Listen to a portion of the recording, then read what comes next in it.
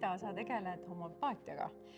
Kui nüüd hästi lihtsalt rääkida, mis on homöopaatia, siis kuidas seda kirjeldaksid? Homöopaatia töötab põhimõttel sarnane ravib sarnast. Ja ma toon kõige tavalisema näite, kui mesimumm sutsab meid, siis enamasti inimestel tekib selline paistetus, ta on punane, kuumav ja siis homöopaatiline preparaat ongi valmistatud sellest mesimummust ja me võtame seda endale sisse ja siis juhtubki see, et kõik see kuumav paistetus, punane, ta hakkab taanduma. Aga kuidas ta nagu toimib, sest sellepärast, et ta on tegelikult ju suhkruterakene. Tehakse kas siis ravimtaimest või looma mingisugusest mürgist ematinktuur ja seda hakatakse lahjendama. Võetakse üks osa, nii-öelda üks tilk tinktuuri, 99 tilka vett, loksutatakse, see teeb selle vedeliku siis bioaktiivseks. Seejärel võetakse sellest samast segust, sellest lahjendusest üks tilk ja pannakse jälle 99 osa vett, jälle loksutatakse teatud arv. Ja niimoodi tehakse näiteks kas 30 korda või 100 korda või 1000 korda, ühesõnaga lahjendatakse, raputatakse ja mida rohkem lahjendatakse, seda nagu tõhusamaks või tugevamaks see toime muutub, mis on tegelikult hämmastav. Et seejärel neid võib ka nende tilkadena manustada. Aga on saanud kombeks, et on sellised suhkruterakesed ja see lahus siis lastakse nende terakestega kokku, need terakesed on kaetud siis selle lahusega ja siis inimene justkui võtab suhkrutera, aga tegelikult seal on siis lahus juba seal terakese peal. Ehk siis ja suhkur ilmselt sellepärast, et see on kristalliline. Ja siis ta imendub jah. Ja et sellepärast ei tohigi neid terakesi näpuga katsuda. Et kui me näiteks anname lapsele kui me anname näiteks ise lapsele terakese, kui me võtame näpuga, siis selle peal oleva see ravim, selle lahuse, mis on sinna külge jäänud, selle me lihtsalt võtame muidu ära, võtame endale. Ja siis me anname teisele selle lihtsalt puhta suhkru. Aga kuidas siis anda lapsele? Sest ma olen täielik homöopaatia fänn ja ma oma 5 kuust ikkagi annan talle terasid, et ma sõtkun selle ühe väikse tera nagu puru ja siis panen näpu peale ja panen talle suhu. Aga väga hea, õpime vigadest. Ja, mina olen kasutanud väikest lusikat ja ma olen kasutanud metallist? Pigem mitte metallist, parem oleks, ma saan aru, plastmass ei ole kuigi ahvatlev variant, aga on ka, ma ei tea, puidust näiteks olemas tänapäeval. Siis, mis mina teen, mul on sellised pisikesed purgid endal, pisikesed kaanega ja siis ma panen otse sealt korgi seest niimoodi. Spaatliga väikse, korgi seest? Korgi seest niimoodi. Okei. Vaat seda ma ei tean, see on hästi oluline informatsioon, et juba ma olen targem. Miks sa hakkasid homöopaatiat õppima ja nüüd pakud seda ka teistele?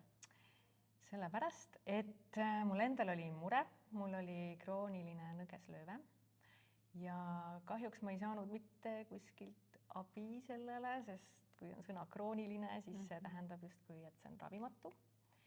Ja mulle soovitati ühte homöopaati, kelle juurde ma läksin ja mulle koheselt hakkas meeldima ja ma olin vaimustuses sellest ja ma hakkasin ise juurde uurima ja lisaks läksin oma homöopaadi juurde kodukasutaja kursustele ja huvi kasvas veelgi rohkem ja siis ma läksin seda ise päriselt õppima, et diplom saada. Et ja nõgeslöövet mul enam ei ole, nii et minu jaoks asi toimib. Kas homöopaatia mõjub ainult füüsiliste tervise nagu probleemidele või saab ka emotsionaalsetele teemadele lahendusi? Homopaatiat nimetataksegi holistiliseks raviviisiks, sellepärast et ta viib tasakaalu nii sellise hingelise poole kui ka emotsionaalse poole ja ka füüsilise keha, et me oleme selles suhtes ikkagi üks tervik, et kui üks nendest on tasakaalust väljas, siis hakkabki lonkama ja võib sealt ka need teised tasandid nii-öelda tasakaalust välja minna. Et siis et kui on näiteks lein või mis iganes depressioon, armukadedus, hirmud, ükskõik mis, et paranoiad, et ja siis on füüsilised hädad ja igasugused tujude kõikumised näiteks või vihahood või et mina olen saanud ka homopaatiast abi. Nii. Ja ma tõesti nagu tõsiselt võtsin seda, et nii, kas see aitab mind siis või ei aita, aga mul oli päevadega seoses hästi suured kõhuvalud ja peavalud ja siis ma sain 2-3 äkki erinevat tera ja oli asi ühel pool. Milline on sinu kliendi baasist see kõige ägedam lugu? Minu kõige ägedam lugu on tegelikult ei olegi krooniline häda, vaid on akuutne häda. Kõrge palavik oli, nagu ikka nohu, köha ja beebi ei saanud enam nagu hästi hingata, ta hingas hästi raskelt ja oligi selline dilemma, et ei tea, et kas peaks minema keemosse hoopis. Ja siis otsustasime proovida, et proovime terakest ja kui see ei aita, siis kohe EMO-sse. Ja läks üks tera ja beebi, ta hakkas niimoodi rögistama ja see oli nii intensiivne, nii tugev, et ma lihtsalt vaatasin niimoodi, et mis nüüd toimub, et ta sealt rögistas nii tugevalt kuidagi ja siis kõik see lima sealt eest lihtsalt tuli, oksendas nagu välja selle. Wow. Ja siis ta jäi nagu tuttu ilusti, selles mõttes, et hingas jumala vabalt, magas mingi 4 tundi ja siis ta ärkas üles, sai kõhu täis, nagu ikka beebid. Ja siis tõusis veel korraks kõrge palavik, mis on väga tänuväärne tegelikult.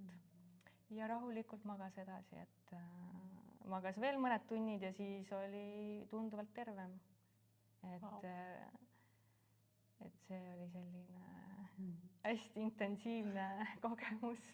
Kas sinu juurde võivad pöörduda nii täiskasvanud kui ka siis nende beebide lapsevanemad oma muredega? Et sul ei ole vahet, et sa ei ole spetsialiseerunud ainult beebidele või lastele? Kõik on, et mul inimesed ka käivad ikka seinast seinad erinevas vanuses on täitsa. Aga kuidas, kui inimene tuleb nüüd näiteks ja räägib võib-olla 30 sekundit oma probleemist, siis on raske ilmselt määrata seda tera, et kuidas selle tera määramine käib, et mida inimene peab endast sulle avama? Kui ta suudab ennast täielikult avada, see on nagu kõige lihtsam. Selles mõttes, et siis peab olema ka selline koostöö ikkagi, et kui inimene on kinnine, siis on väga raske tajuda näiteks, kas inimesel on mingit armukadedust või hirmud ja see, kui inimene ise ka endale näiteks eitab mingeid asju, siis tulebki teha selline konsultatsioon ja istume maha ja räägime ja siis ma küsin erinevaid küsimusi ja siis, kui inimene avab ennast, siis on lihtsam, kui ei ava, siis on natuke keerulisem. Kas seda teenust saab võtta ka nii Võrust keegi või peab ikka kohale tulema? või saab nagu online'is? Ma teen online'is ka ja nii mitmedki kasutavad just seda võimalust ja osad helistavad ikkagi päriselt kohtuda, mis on ka alati väga selline meeldiv. Kas võib nii-öelda valetera manustamisel hoopiski midagi hullu juhtuda või et kas see on nagu ohutu? Nagu selles suhtes eluohtlikku olukorda ikka ei saa, aga endale vaevusi juurde tekitada on küll võimalik. Et kui ta on täiesti selles mõttes valetera, siis ta ei toimi, on ju.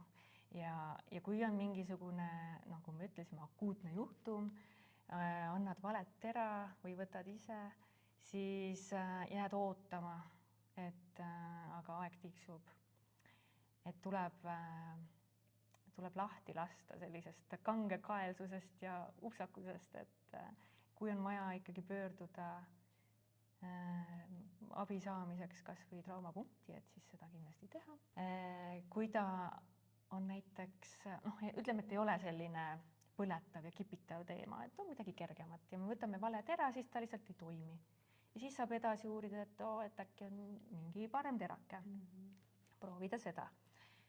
Aga kui ta on lähedane tera, ta nagu peaaegu sobib, aga tegelikult ei sobi ka, et siis ta natuke nagu riivab, et siis ta võib teha neid sümptomeid hullemaks. Aga siis need kaovad küll nagu ära, aga tervenemist ka ei tule, et siis et niimoodi on küll võimalik, et tuleb see nagu ainepilt täielikult peale. Ma ei tea, kas ma peaks selgitama, mis see tähendab? Võid selgitada, äkki mõnda huvitav, mis see ainepilt on? Homopaatilistel preparaatidel, neil on nagu iseloom, nagu iseloom, nagu eraldi isiksused oleksid. Ja siis ongi loodud nagu selline tervikpilt sellest mingist kindlast ainest, nagu me rääkisime sellest mesimummust. Lisaks sellele, et on siis see paistetus ja kuumav ja punane, siis ta võib olla ka väga selline torkav iseloomu poolest, on ju. Või siis näiteks, mis me võtame? Arnika siis traumade puhul enamasti kasutatakse, et kui on sinikad ja... Aga see on nagu selles mõttes, et kui ma nüüd õigesti mäletan, et kunagi, kui seda välja töötama hakati, ilmselt ma ei tea, kui mitu aastat tagasi, aga võetigi grupp inimesi, anti neile seda nii-öelda ainet ja vaadati, mis juhtub. Ja kaardistati meeletult ära, et see on hästi suur teadustöö selle taga. Nad pidid hakkama tagasisidet andma, et mis nendega siis juhtus. Ja isegi kui nad hulluks läksid, on ju, siis oli vaja teada. Aga need sümptomid, mis peale tulid, need ei olnud kunagi püsivad. Et just see, et need oleks justkui nagu kõrvaltoimed, aga nad tulevad mingiks ajaks, kas siis mõneks minutiks, mõneks tunniks, võib-olla paariks päevaks, mõne puhul võib-olla kuu aega niimoodi sujuvalt lähevad ära, on ju. Aga need ei jää mitte kunagi nagu niimoodi peale, et seda ei pea kartma.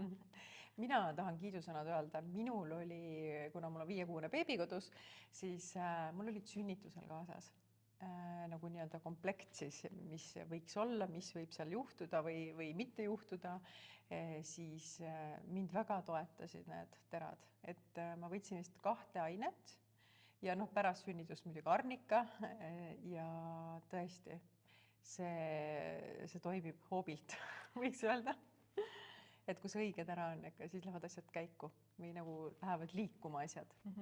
Mul on näiteks see, et mul on iga lapsega olnud just see piimavabriku probleem. Te ei saa nagu seda piima normaalselt, ei tea, voolama, ütleme siis nii, et tekib küll, aga nagu voolama ei lähe. Ja siis sai ka, ma proovisin neid tüüpilisemaid bütolaka ja erinevaid ja no ei midagi, et hakka või põletik tulema, on ju. Ja siis ma ka analüüsisin seal ennast ja niimoodi, mis siis oli hoopis siliitsia näiteks. Ja see toimis lihtsalt, see vist alla minuti, kui piimavabrik lihtsalt ma ju tean, mismoodi homöopaatia toimib, aga ikkagi iga kord on selline vau-efekt minu jaoks, kui selline, kui on kohe näha, kohe tunda ja näha, et see on